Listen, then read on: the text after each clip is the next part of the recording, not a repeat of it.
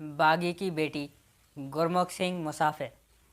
किशन ने पुलिस को देखते ही कह तो दिया, लो खालसा तैयार है वर, लेकिन उसका चेहरा उसके दिल की डर को छिपा ना पाया। यदि देर हो गई तो रात उन्हें थाने के हवालात में काटनी पड़ेगी। जेल और थाने के हवालात के अंतर से तो तुम परिचित ही हो। पुलिस इंस्पेक्टर की यह बात सुनकर किशन ने कहा, मेरे लिए एक ही बात है, थानों की हवालातों में भी तो भरपूर पसलियां घिसाई हैं।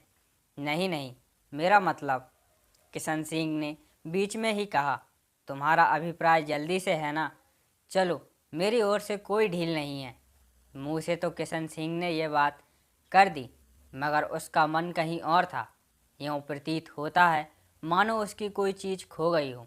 जेल जाने से पहले वह मिल जाए तो सही तसल्ली के साथ इस सफ़र में बढ़ सकता है, इस ओर चल सकता है। सरन किशन सिंह ने अपनी पत्नी को बुलाया। भराजी भर जाए तो मीटिंग में गई हुई हैं। अंदर से किशन सिंह की बहन बीरावली ने उत्तर दिया। इंस्पेक्टर के कान खड़े हो गए।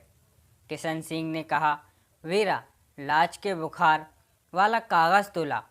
बीरावली ने कागज़ किशन सिंह के हाथ में पकड़ाते हुए कहा, भरजाई जाते समय कह रही थी कि अभी 102 है, यदि बढ़ जाए तो बर्फ़ की पट्टी रखना।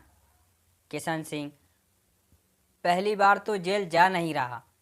इंस्पेक्टर उसके दृढ़ निश्चय से बखूबी परिचित है। इंस्पेक्टर को किशन की मामूली परेशानी का कारण भी अब मालूम हो गया था। मीटिंग का शब्द इंस्पेक्टर के कानों में कांच के टुकड़े सा बज उठा।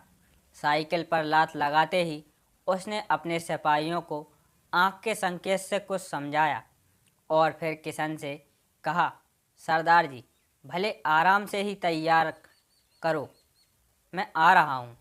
इंस्पेक्टर सड़क के पार सामने कारखाने के बड़े दरवाजे में से भीतर चला गया। वैसे सिपाहियों में से एक ने कहा, इंस्पेक्टर साहब शायद कहीं टेलीफोन करने गए हैं। वीरावली की आंखों से स्रोत फूटने को ही था। किशन सिंह की कुछ गुस्सैली संकेत मुद्रा को पहचान कर वह लाज सी खाट के पीछे पड़ी चौकी पर बैठ गई। किशन सिंह ने अपनी उंगलियों के साथ लाज के केसों बालों को ठीक करते हुए कहा, बेटी, अब तो तुम ठीक हो। आज तो बुखार कम है, कल शायद टूट जाए। यदि तुम्हें बुखार ना होता तो अब तक मैं जेल जा चुका होता। साथी तो सभी जा चुके हैं। लाडो लाज ने मध्यम सी आवाज़ में कहा, पिताजी, मैं एक कमज़ोर लड़की हूँ ना, जिसने आपके भले काम में रुकावट डाल दी। नहीं मेरी लाज, बेटी, तेरा इसमें क्या दोष है? बुखार कोई तुम्हारे हाथ की बात तो नहीं है। तुम्हें इस तरह छोड़कर जाने का तो मेरा पहले मन ही नहीं, साहस ही नहीं। जिस दिन बम्बई में मेरा हमारे नेता पकड़े गए थे, उस दिन मैं उन्हें बधाई देने वाला प्रस्ताव पर 5 मिनट बोला था। फिर मैं तुम्हारी दवाई दारू में लगा रहा, कहीं बाहर जाने का समय ही नहीं मिला। वैसे भी पहले लीडरों को ही पकड़ेंगे, हमारी सेवकों की बारी बाद में ही आएगी। लेकिन हमें फ़र्क ही क्या पड़ता है, भले ही अभी पकड़ लें। किशन सिंह के मुंह से ये शब्द अभी निकले ही थे कि लाज के साथ ही कह दिया, भले पकड़ लें। किशन सिंह अपनी इकलौती लाडली से जैसे जैसे बात करता गया, उसका मन हल्का होता गया। अब वह बेसब्री से सरन कौर की प्रतीक्षा में था। बरामदे की ओर देखकर वह संतुष्ट हो जाता कि इंस्पेक्टर भी अभी नहीं लौटा। पास बैठी वीरावली तो आंखें भर जाने के भय से नहीं बोलती थी, लेकिन अब उसे भी कुछ साहस हो गया। उसने कहा, लाज, यदि तेरे पिताजी पकड़ लिए गए तो तुम्हारी दवाई कौन करेगा? तुम उदास तो ना हो जाएगी? बुआ जी, दवा दारू के लिए मेरे पास माताजी हैं। बाकी जो उदासी की बात है, मैं तो इस बार ठीक होकर खुद जेल जाना चाहती हूँ। लाज की बात सुनकर बीरावली की अनियंत्रित हंसी निकल गई। लाज ने कहा, नहीं बुआ जी, हंसी की बात नहीं, अपने देश के लिए जेल जाना कोई बुरी बात तो नहीं। मैं इस बार ज़रूर जाऊंगी। लाज, तू तो अभी 12 साल की भी नहीं हुई। बुआ की बात सुनकर लाज ने कहा, पिताजी सुन लो बात बुआ जी की। जान पड़ता है बुआ जी कभी गुरुद्वारे नहीं गई, इन्होंने कभी कथा नहीं सुनी। पिताजी, बुआ जी को बताना साहिबजादों की उम्र कितनी थी। भला वे तो इस आयु में शहीद हो गए थे। मैं जेल भी नहीं जा सकती। वीरावली की तो बात ही क्या। अब तो किशन सिंह की आंखें भी अनियंत्रित हो गईं। ये तसल्ली भरी खुशी के आंसू थे। किशन सिंह ने लाज के सिरहाने से चाबियां उठाईं।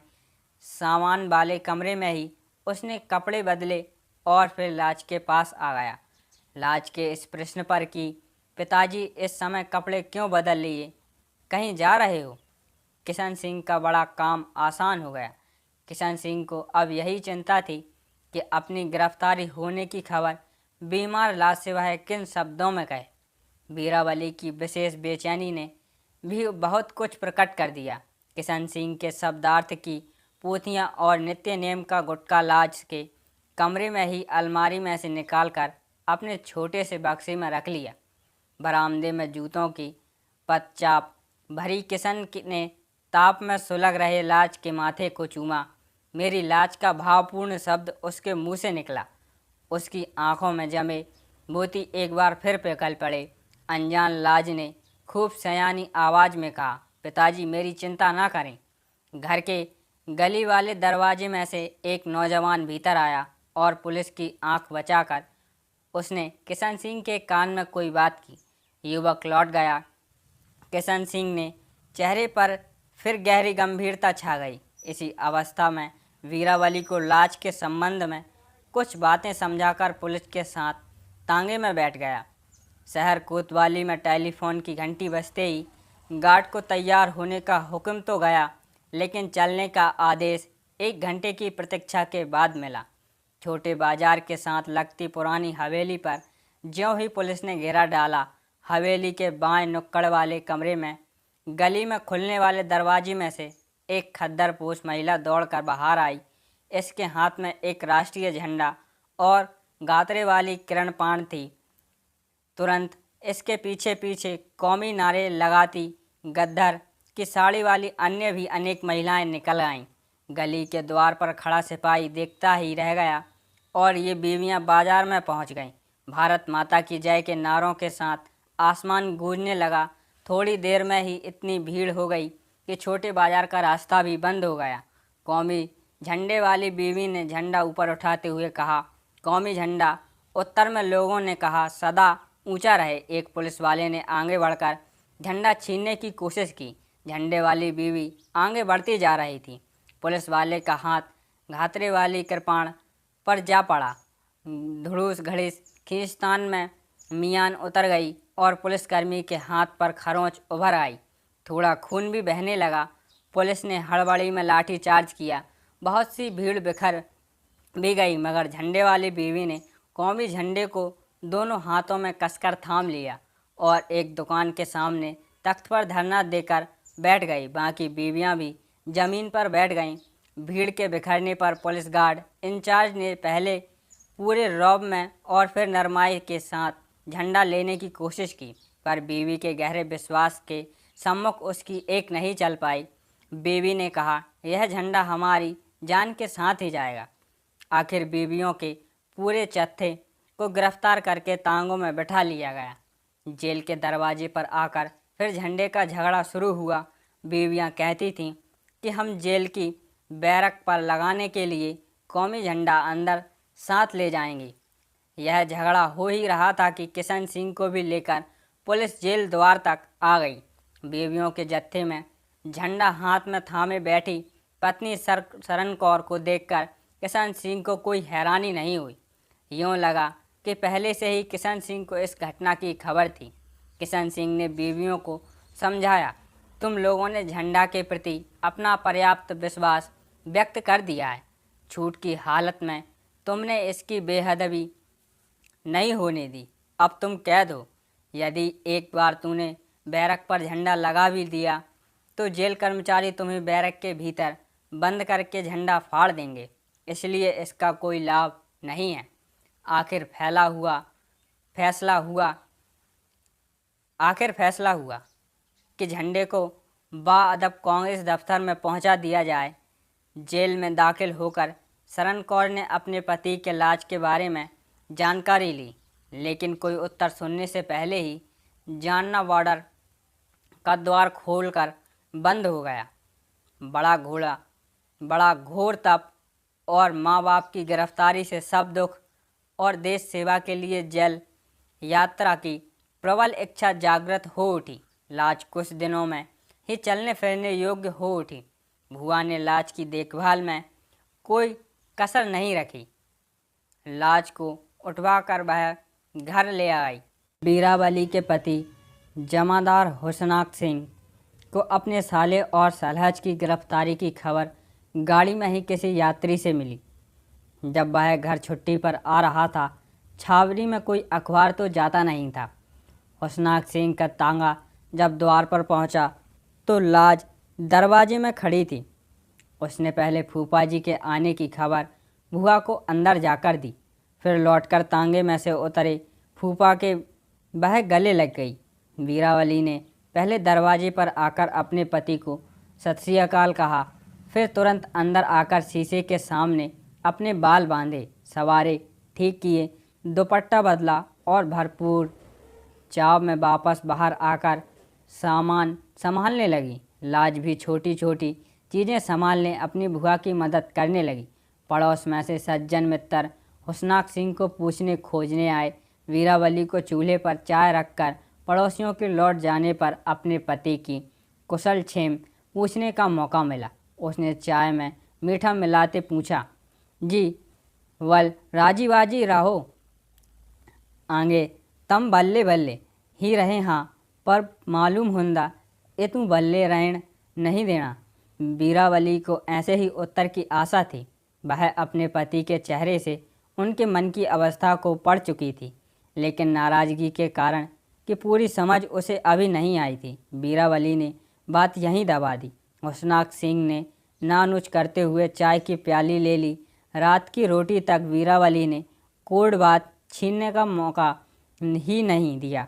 हुसनाक सिंह ने भरे पिए ही 2 रोटियां नीचे हलक से उतारी। बीरावली ने तो खाना ही क्या था। रात के कपड़े पहनकर हुसनाक सिंह लेट गया। बीरावली लाज की रोटी खिला, भांडे बर्तन संभाल कर टांगे दबाने के बहाने अपने पति के पास खाट पर बैठ गई। 10-15 मिनट दोनों और खामोशी रही। हुसनाक सिंह ने करवट ली, यूँ उबासी ली मानो वह पहले सो गया था और अभी उसे बीरावली के पास बैठी हुई होने का पता चला है। बीरावली ने कहा, जी इधर मुँह तो करो, तुहानू ते जग रखना भी नहीं आउंदा।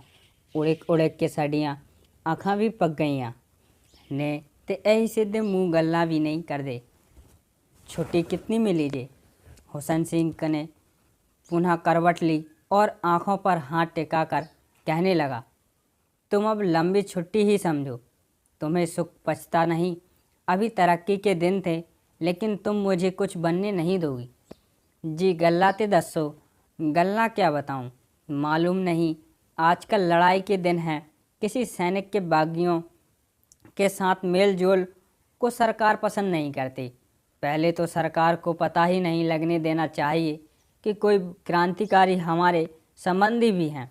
यदि पता चल ही जाए तो हम कह सकते हैं कि वे हमारे कहने से बाहर हैं। लेकिन तूने यह वाला जानबूझकर क्यों अपने गले डाल ली? बागी की बेटी को घर रखना तू जानती नहीं कितना बड़ा जुर्म है। अपने पति की बात सुनकर बीरावली को कपकपी सी आ गई। उसे यह ख्याल भी नहीं था कि लाज को इस अवस्था में यहाँ लाना उसके पति के लिए इतना ज़्यादा दुखदाई हो सकता है। उसकी जान पसीना छोड़ने लगी। हुसनान सिंह ने पुनः दांत पीसते हुए कहा, तुम इस लड़की को मेरे घर क्यों लाएं? बीरावली ने भरे मन से पूरी व्यथा यूँ कह सुनाई ज्यों कोई पुजारिन देवी से किसी मनौती का तरला ले रही हो। लेकिन तुरंत उसे अनुभव हुआ कि पति देव तो पत्थर की मूर्ति है। उसके मन में पति के छुट्टी आने की कितनी उमंगें थीं। उसके सारे अरमान बिखर कर उसकी आंखों के सामने परछाई से बनकर बुझ गए। पाए ताने लेटे ही उसने रात गुजार दी, आंसुओं के मूल्यवान मोतियों की सौगात, लेकिन पत्थर की प्रतिमा में कोई अनुभूति ही नहीं। पति ने वीरावली को अपने अपराधी होने का संदेश डाल दिया। घबराया हुआ आदमी अपनी घबराहट के कारण को छिपाने से जो साधन उपयोग करता है, वे उसकी घबराहट को ज़्यादा अभिव्यक्त करते हैं। सज्जनों मित्रों तक बात पहुंच गई। सयानों की दलीलें मिसालें होशनाक सिंह को कायल न करवा सकें कि तुम्हारे साले और सलहज की जिम्मेदारी किसी तरह भी तुम पर नहीं आती। लाज को अपने पास रखकर वह अपनी सब आशाओं की संपत्ति का प्रमाण परवाना समझाता था। अधिक नहीं तो सब सूबेदार मेजर तो वह इसी जंग में हो जाता। लाज के कानों तक भी कोई ना कोई बात पहुंचती ही रही। छुट्टी पूरी हो गई। होशनाक सिंह ने तांगा दरवाजे पर ला खड़ा किया। वीरावली को वहां से खींचकर तांगे में बिठाया और मकान की चाबियां जेब में डाल लीं। दरवाजे में लड़कियां संग खेलती लाश तांगे में बैठी भुआ की ओर तथा भुआ आंसू भरी आंखों के साथ लाज की तरफ देख रही थी। तांगा नज़र से ओझल हो गया। भराजी लाजदा की बणिया बीरा असीता तेरे पास अमानत छुड़ आए सा। मुलाकात करवाने वाले अधिकारी ने समय समाप्त होने की घंटी बजाई। दोनों बहन भाई एक दूसरे को खामोशी में देखते हुए अलग हो गए। माँ बाप जाई के साथ यह अंतिम भेंट है। किशन सिंह को इस बात का क्या पता था। जेलों में कैदियों का आना जाना लगा रहता है। किशन सिंह को यह तो पता चल चुका है कि सब अब लाहौर के टीबी अस्पताल में हैं, लेकिन वीरावली उससे भी कठोर कैद में है। किशन सिंह को यह बात किसी ने नहीं बताई थी। छावनी में तो पंछी पंख नहीं खोल सकता था। बागी भरा भरजाई और क्रांतिकारियों की बेटी के बारे में वीरावली को कौन खबर देता। वीरावली जेल तक मुलाकात के लिए कैसे पहुंच गई, इस भेद का आज तक किसी को पता नहीं चल सका। उसने अपनी जान खतरे में डाली। अपने पति होशनाक सिंह से यह भेद छिपाने में उसे सफलता मिली, लेकिन भराजी की अमानत में मजबूरी खयानात हो जाने का सदमा वह नहीं सह पाई। होशनाक सिंह ने असल रोग की ओर तो ध्यान ही नहीं दिया। दवाएं फिर क्या संवारती। सरकनौर की कैद पूरी हो गई। वीरावली अमानत में खयानात की दोषधारी होकर भरजाई के सामने पेश होने से पहले ही सदा के लिए रिहाई प्राप्त कर ली। सरन कौर सीधी अस्पताल में पहुंची। बड़ा दरवाज़ा बंद था। दरवान ने कहा, यह मरीजों के आराम का समय है, इस समय अंदर जाना मना है। दरवाजे में बाएं नुक्कड़ में उंगलियां का घर था। दरवाजे में बाएं नुक्कड़ में भंगियों का घर था। नेगानी अपरिचित खद्दारपोश जनानी को देखकर जमादारिन पास आ गई। उसने पूछा, आपने किससे मिलना है? सरन कौर चाहती थी कि उस पर कोई सवाल करे। उसने कहा, मेरी बेटी यहाँ बीमार है। लाज। जमादारिन ने वार्ड और कमरे का नंबर पूछा और साथ ही कहा, हमने तो इस नाम की कोई बीमार नहीं सुनी। मैं प्रतिदिन हर एक वार्ड में सफाई के लिए जाती हूँ। सरन कौर ने कहा, मुझे वार्ड का तो पता नहीं, न कमरे का नंबर ही मालूम है। सुना है कि मेरी लाज इस अस्पताल में है। सुना है आपने उसे यहाँ दाखिल नहीं करवाया था। जमादारिन ने हैरान होकर पूछा। नहीं, हम जेल में थे, पीछे वह बीमार हो गई। ओह, बागी की बेटी हो? जेल का नाम सुनकर जमादारिन ने कहा, यहाँ उसे लाज नाम से कोई नहीं जानता। पतली गोरी सी 12-13 साल की छोकरी है, बहुत मीठी बातें करती है। उसकी बातें सुनकर कभी हंसी आ जाती है तो कभी रोना। वह अपनी भुआ के पास थी। सरन कौर ने कहा, हाँ। मैं सिर हिलाया, स्वीकारोक्ति दी। बस वही है। जब वह पहले यहाँ आई तो उसने किसी लड़की से पूछा, बागी किसे कहते हैं? और फिर खुद ही बताया कि मेरा फूफा मेरी बुआ से कहता था, तुम बागियों की धी को क्यों घर लाई हो। उसी दिन से उसका नाम बागी की बेटी हो गया। जब भी डॉक्टर आता वह कहती है, मुझे मेरे माता पिता के पास जेल में ले चलो। डॉक्टर हंस देता है। जमादिन की बात को सरन कौर बुत बनी सुनती रही। जमादिन ने पूछा, सरदार जी नहीं आए? उनकी कैद अभी आधी भी नहीं गुजरी, उन्हें 3 साल की कैद मिली थी। सरन कौर की बात सुनकर जमादिन ने ठंडी सांस ली और कहा, बेटी बहुत सयानी है, बताती है कि मेरा फूफा बुआ को लेकर चला गया। मैं बाहर दरवाजे पर बैठी दहलीज में ही सो गई। सर्दी के कारण मुझे बुखार हो गया। फिर मेरे पिताजी का एक दोस्त मुझे अपने घर ले गया। जब मैं बहुत बीमार हो गई तो वे भी यहाँ छोड़ गए। मैंने बहुत कहा मुझे जेल ले चलो, लेकिन वे नहीं ले जा पाए। इतनी बात सुनकर जमादिन ने कहा, अब तो बस वह आप ही की प्रतीक्षा में है। जमादिन ने आखिरी वाक्य का भाव सरन कौर समझ गई थी। लाज के कमरे में पहुंचने तक उसके आंसू बह चुके थे। अपनी माँ को देखकर लाज की आंखें खुली की खुली रह गईं। सुबह के दीपक की यह आखिरी झलक थी।